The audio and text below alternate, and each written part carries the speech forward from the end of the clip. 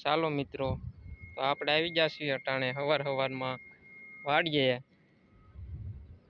વાડીએ જો નીંદવાનું છે, કારણ કે આપણી પાસે ગાડી બંગલા કે એવું કાંઈ તો નથી, એટલે આપણે આ વાડીના વિડીયો જ ઉતારવાના છે.